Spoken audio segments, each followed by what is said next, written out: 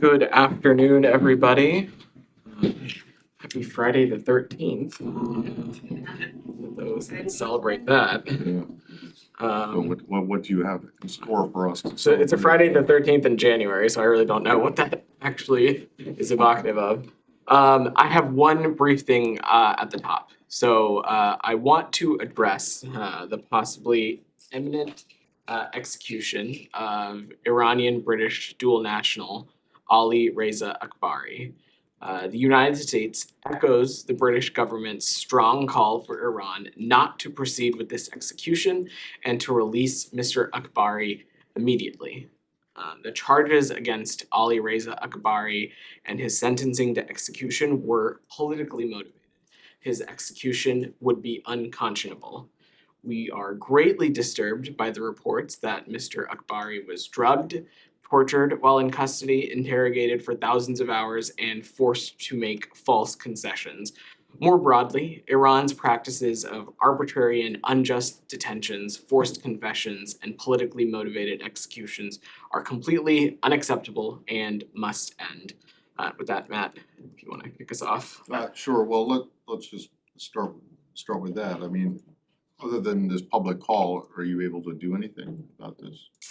I don't have any specific actions to preview, Matt, but as we've said previously, we have a number of tools at our disposal to hold the Iranian regime accountable. We have done so and taken action at various intervals over the past number of months, whether it be sanctions, whether it be designations of entities and individuals, doing so in robust and close coordination with our allies and partners. But you would concede that those haven't worked.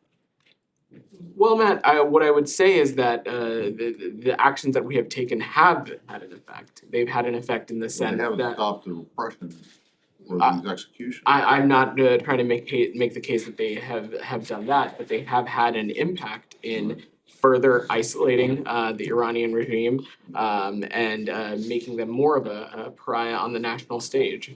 Okay, and then I just have one other which is completely unrelated, and that is, and I realize you guys have been looking for this and you may not have any answer. Do you have any more details on this agreement that the secretary is gonna sign this afternoon between NASA and Japan? Sure, Matt. Let me You do? share what I do have. It is largely similar to what Ned said yesterday, in that today, Well, okay, but Secretary. that was almost nothing. If So, you'll allow me, Yeah. Secretary Blinken and the Japanese Foreign Minister will sign an agreement at NASA this afternoon that will build on our decades of cooperation in exploration and the use of outer space. This agreement underscores the commitment of the U.S. and Japan to safe and responsible outer space activities in Earth's orbit, on the moon, and beyond. The U.S. and Japan are two of the original signatories of the Artemis Accords, demonstrating our outstanding commitment to sustainable and transparent outer space exploration. Now, to your specific question yesterday on this, the signing of this and its potential impact on forthcoming Artemis missions and the makeup of a crew and so on and so forth, I will let our NASA colleagues speak to that. I just don't have any information on that piece of it. okay, thank you. Great. Alex, go ahead. Thank you, Matt. Happy Friday. Just before I dive into my questions, to follow up with what Matt asked, and based on your response, you also say that you have exhausted your options, right? I mean, there are still tools in your toolkit, just you haven't used them yet. There are always tools in our toolkit, and I certainly wasn't trying to make the case that we have exhausted our options. We continue to have tools at our disposal to hold the Iranian regime accountable, and you've seen this administration take action from this department, from the Treasury Department, from other entities within the executive branch. We have done what we can to hold the Iranian regime accountable, and we'll continue to do so through this government, but also in close coordination with our allies and partners as well. Is sanctioning the Supreme Leader for gross human rights violations on the table? I'm not going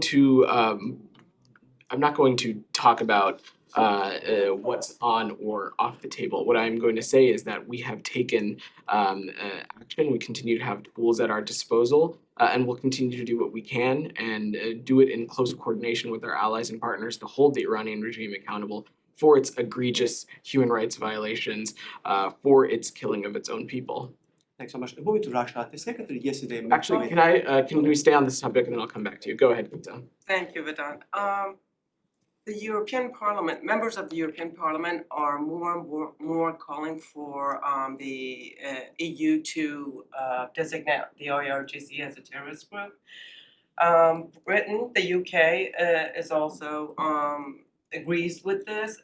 In addition, a member of the UK Parliament today, for example, called even for more actions, like recalling ambassadors from, or at least the UK ambassador for Iran, to Iran, expelling Iranian diplomats, completely stopping the JCPOA talks, step back, and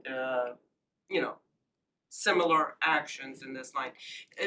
Does the Biden administration agree with the above actions in downgrading diplomatic relations, or is it of the camp that things, at least one channel of communication needs to stay open? Well, let me say a couple of things, Gita. First and foremost, we have designated the IRGC, and that is because we continue to believe that the Iranian regime, and largely through the IRGC, it has taken part in malign and destabilizing activities, not just in the immediate region, but the world more broadly, activities that are harmful to not just the United States regional and national security, but those of our allies and partners. I will leave it to other entities to speak to their own determinations and the own designations that they make within their own foreign policy. Similarly, we'll leave it to other countries to make their own determinations on their diplomatic relations with Iran and anything like that. But what I would say specifically to your question about the JCPOA, Gita, is that for some time, and this is not something new that I've said, the JCPOA is not on the agenda right now. Yeah, sure. Janie, go ahead. Thank you. I have a couple of questions. China has suspended visas to South Korea and Japan. On the other hand, there are reports that China and the United States will increase flights between the two countries. How do you view about China's differentiations? Are you speaking in the context of COVID-19 or in public health? COVID-19. Understood.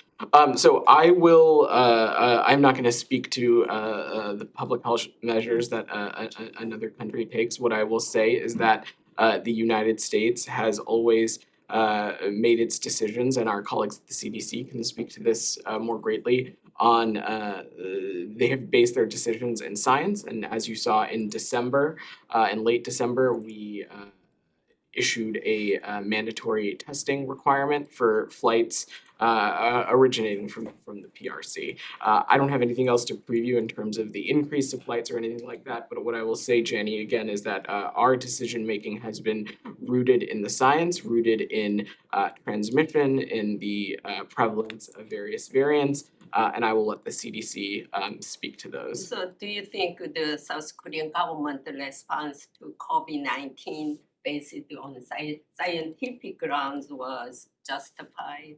Again, I will let other countries speak to their own public health measures. My understanding of the South Korean effort was that it was a similar testing requirement, much like the one that the United States imposed. But again, I will let other countries speak to their own public health measures. Lastly, what is the State Department position on the South Korean wants their own nuclear armament? Well, I think you saw President Yoon speak to this earlier this week, Janie. To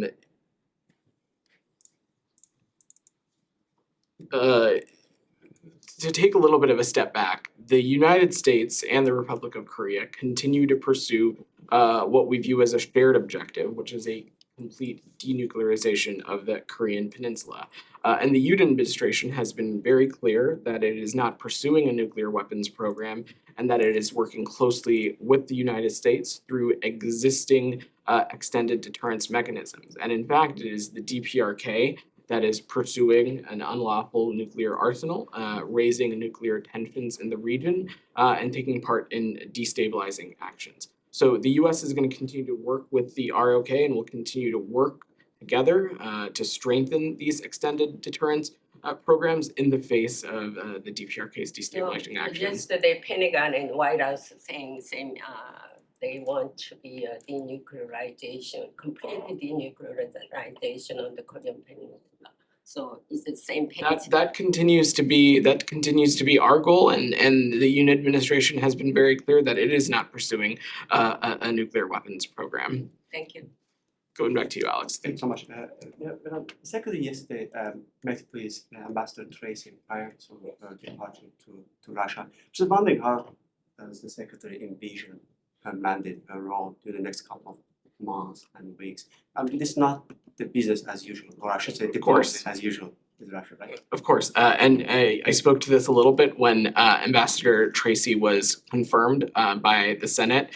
Look, Alex, Russia is a country that we have bilateral relationships with, and I know that Ambassador Tracy, for once she gets to Moscow, she looks forward to doing what she can to be an advocate for the issues that are important to the United States. And there are issues within the bilateral relationship that require the lines of communication to remain open. And we would like those lines of communications to remain open. That is equally true in quote unquote normal times, but also true and perhaps more important in times of conflict like right now. Ukraine has Just to confirm, she's getting there today, tomorrow? I don't have a specific date. I don't have a specific date, but I'm sure she intends to get there very soon. I can check if we've got a specific, but I'm sure our embassy will be in touch on that also. staying on diplomacy, Ukraine has claimed that Russians are trying to reach out to European countries for some unfavorable deal, on behalf of Ukraine. What's the confidence level that Russia will not succeed in undermining European trans-Eurasian unity? Sorry, I don't understand your question. Russians are sending out their, diplomats to European countries and trying to fish some sort of unfavorable deal. That's based on Ukrainian intelligence assessment. What's the confidence level that they will not succeed in undermining your unity? Well, we have been in lockstep with our allies and partners since the genesis of this in February of last year. Over the course and over the varying turns of this conflict, you have seen through the various multilateral fora and otherwise, the United States and its allies and partners be in unison about Russia's unjust, its barbaric, its unlawful infringement on Ukrainian sovereignty and territorial integrity. You have also seen our allies and partners, including those in Europe, play in a vital role in supporting our Ukrainian partners through security assistance, through humanitarian assistance, through other measures, and I have no doubt that that will continue. My last one on this, may I get your assessment on what's going on in eastern Ukraine in the past 24 hours, and how much this was a subject to today's phone call between the secretary and his counterpart? I don't have, and I assume you're speaking about Soledar. Yes. I don't have any additional anything additional to offer about Secretary Blinken's call with Foreign Minister Kuleba. But what I would say is that we've seen those same reports, just as we've seen the same reports from Russia, and just as we've seen Ukrainian reports that refute that say that the fighting continues. Broadly speaking, though, Alex, I don't want to get into specific battlefield assessments, but to widen the aperture, it is clear that Russia's months-long campaign appears to have come at extreme and tremendous loss of personnel. Thousands of Russian unprepared and poorly equipped conscripts have been killed, and the Kremlin itself has acknowledged that its decision to attack Soledar has come at a high price. So we are going to continue to consult closely with our Ukrainian partners and assess the situation. Said, go ahead. Thank you. Switching topics. Sure. Okay, the Palestinian issue. There was a report today in the Washington Times about how Palestinian children are haunted by the nightly raids by the Israeli occupation army. I wonder if you saw this. I've Do you have seen. any comment? I saw the article, Said, and what I would say to that is I would point you back to what President Biden said last summer on his visit to Israel, in that he made quite clear that we continue to support a two-state solution. And the president noted that the two states living side by side remains the best way to ensure the future of equal measures of freedom, prosperity, and democracy for Israelis and Palestinians alike. Well, this is great, but in the interim, the Palestinian children continue to be targeted and hunted. I mean, since the beginning of the year, 10 Palestinians have been killed. 10 in the last 13 days, including one today. 13 and dozens more injured.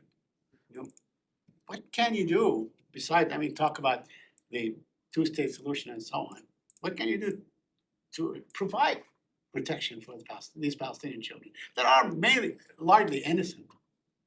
Said, we have been very vocal, not just from this briefing room, but in the various other engagements that the secretary and other senior officials have done from this department about our continued support for a two-state solution and our opposition to policies that endanger its viability. This includes, and we have continued to have a deep support for the equal administration of justice for all of those who live in Israel. Well, you know, your envoy to the Palestinians, Mr. Hadi Amr, was just there like a day or two ago. What does he tell the Palestinians and the Israelis in this regard? What is the message?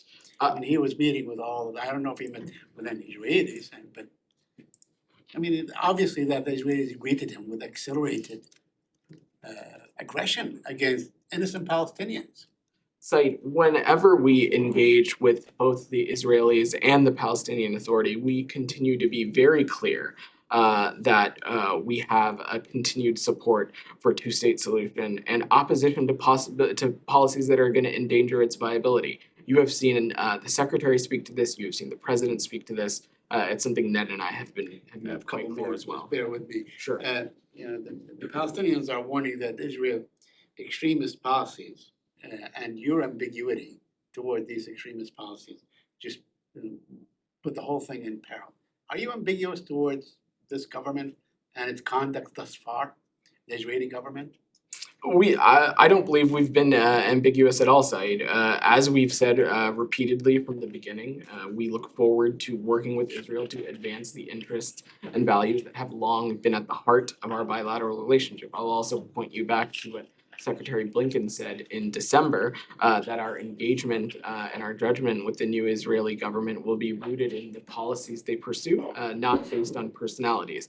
And again, we have been clear, and I have just said now again that we've been very clear about our continued support for a two-state solution and opposition to policies that endanger its viability. And lastly, I know maybe this is not your area, it doesn't really fall under the auspices of the State Department, but Harvard nullified a fellowship for the former head of Human Rights Watch, Mr. Ken Roth, because he criticized Israel. You certainly would have a position if Harvard denied the fellowship for someone because he criticized China, the human rights violations in China and elsewhere. Do you have any comment on this?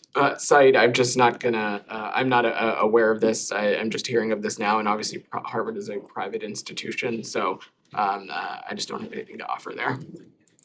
Go ahead. Yes, sir. But, do you have any comment on this report by the Wall Street Journal that the Biden administration is preparing to seek congressional approval? It says for a $20 billion sale of new F-16 jet fighters to Turkey, along with a separate sale of next generation F-35 warplanes to Greece. Any comment on this? As a matter of policy, the department is not going to comment on proposed defense sales or transfers until they've been formally notified to Congress. But what I would say is that Turkey and Greece both are vital NATO allies, and we have a history of course, supporting their security apparatuses. But I'm just not going to get ahead of the process here. And what about Do you have sanctions against Turkey under Qatar? Do you still have sanctions against Turkey? I would have to double check, and we can come back to you. a quick follow-up Sure. on this? The same article said that Turkey foreign minister is expected to visit Washington next week Do you have any announcement about that and potential meeting? And as I just said, Turkey is a vital and important NATO ally, and Ned referenced this yesterday. We will have more to offer on the schedule in the forthcoming days, but I just don't have anything to preview at this moment. Shannon, go ahead. Thank you.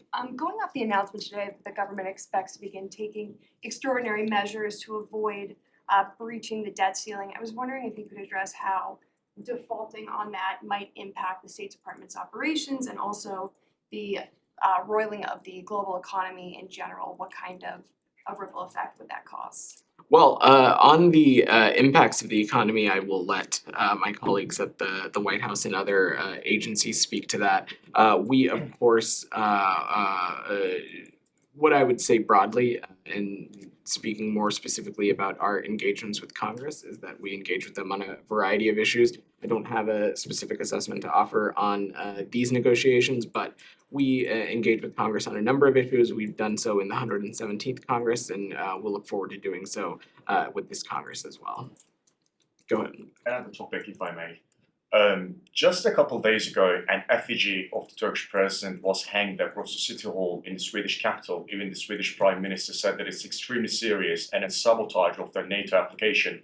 From the same podium yesterday, your colleague Ned Price said that Sweden is ready to join NATO. This is what the United States believes. But don't you think that with recent developments that Sweden has still some distance to cover when it comes to eliminating terrorism on its soil?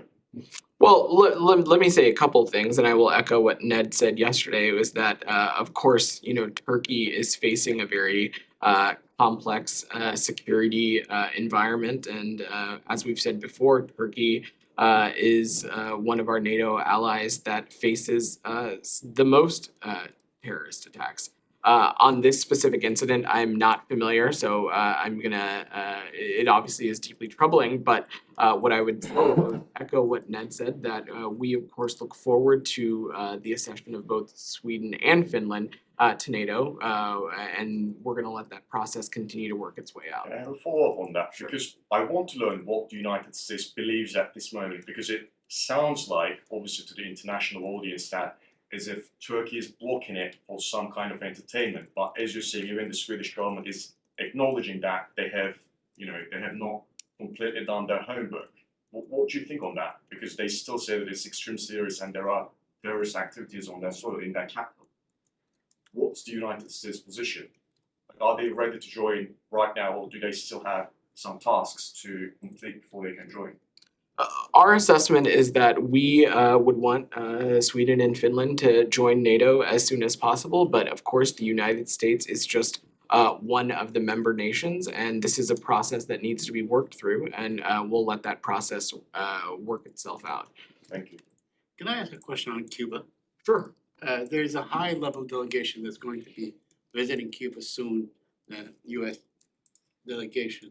Does that indicate that maybe relations with Cuba is becoming more normalized, or we're on the cusp of normalized relations with Cuba? Are you speaking about the law enforcement? International law and all Sure. that. Sure. But, So, I'm sure that they will probably. so let me, Discuss if you let me offer some broader thoughts. So for those that might be tracking, U.S. and Cuban officials will meet as part of the U.S.-Cuba law enforcement dialogue in Havana next week to discuss topics of bilateral interest on international law enforcement matters, increased international law enforcement cooperation, and this is an opportunity to enable the U.S. to better protect U.S. citizens and bring transnational criminals to justice. The Departments of State, Justice, and Homeland Security will co-chair the dialogue for the United States. And broadly speaking, Saeed, to your question, improved law enforcement coordination between the United States and Cuba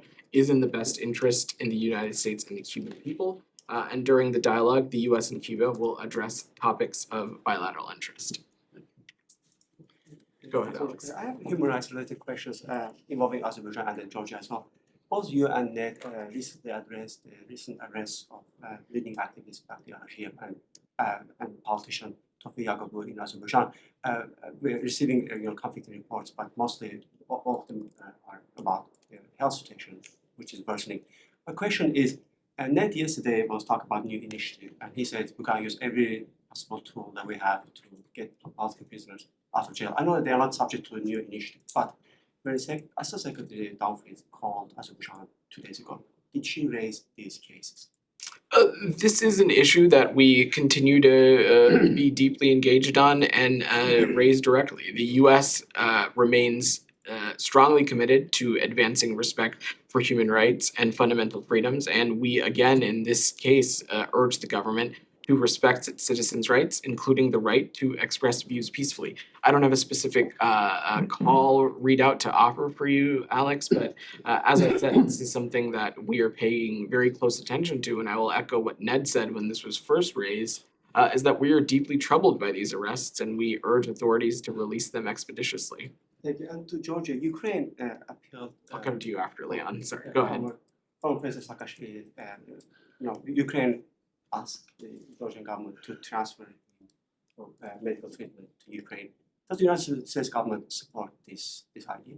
I don't have any update to offer on this since we last spoke about it. We continue to be deeply concerned and pay close attention to this situation, especially the state of his health. So go ahead, Leon. Yeah, I just had a follow-up on the question on Cuba. Sure. So you said that this meeting on law enforcement issues is in the best interest of the United States. Would you consider that it would be now in the best interest of the United States to actually normalize relations with Cuba? And then second, so there's this meeting on law enforcement issues, criminality, transnational, etc. But the United States still has Cuba on the supporting terrorism list, on its list of supporting states supporting terrorism. How do you justify having that meeting in Cuba while the country is still on your official list of sponsoring terrorism?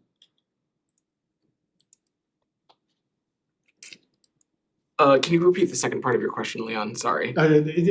Basically, how do you justify having this kind of meeting on specifically law enforcement issues in general, while at the same time keeping the country on the terrorism list? Leon, there continue to be obviously concerns and human rights concerns that exist. But I would say broadly to widen the aperture a little bit, Leon, following the large-scale protests that we saw last summer, President Biden directed the department to act in two primary areas. The first was to promote accountability for human rights abuses, for which we have announced previously several rounds of sanctions targeting those individuals and entities with direct ties to human rights violations. Specifically within the context of this dialogue, let me see if I have some more information for you. But as I said, engaging in these talks underscores our commitment to pursuing constructive discussions with the government of Cuba where appropriate to advance U.S. interests. Our belief is that establishing and increasing channels for law enforcement cooperation to better address transnational threats is not at the expense of the serious human rights concerns that we continue to have. And we've integrated these human rights concerns and protections into all of our interactions with the Cuban government. But isn't the real answer that this administration does not agree with the previous administration's determination to put Cuba back on the SSOT list, and that you've been looking for a way to take them off I don't have any, since coming into office? I don't have any And updates to offer therefore on that. that a law enforcement dialogue is not inappropriate, given what you believe is. A law enforcement dialogue is not inappropriate for a variety of reasons, including the ones that Well, I how just many do you have outlined. with Iran? Those are None. slightly different How many- circumstances. Well, in terms of the SSOT, anyway, I wanna just check to make sure that there are no updates on the special counsel, the documents, and Secretary Blinken, right? I have no updates to offer beyond what Ned said yesterday. Okay. Thank you. I have a follow-up, if I may. As a general policy, do you sell weapons to any country that is under hard sanctions? Sorry, can you repeat your question? I'm asking that as a general policy. I'm not asking you about Turkey, okay? As a general policy, do you sell weapons, planes, oaths, anything to any country that is under Karatza's actions? What I would say broadly, and I will check specifically Yeah. if there's a specific framework or definition to offer, is that we of course support the security apparatuses of a number of countries, but broadly speaking, as it relates to this specific situation, I know you're not asking about it at this time, but you did previously. We're just not going to get ahead of the process that we have in place as it relates to congressional notifications. Thank you. All right, thanks everybody. Have a good weekend. Have a great weekend, everybody. Great long weekend.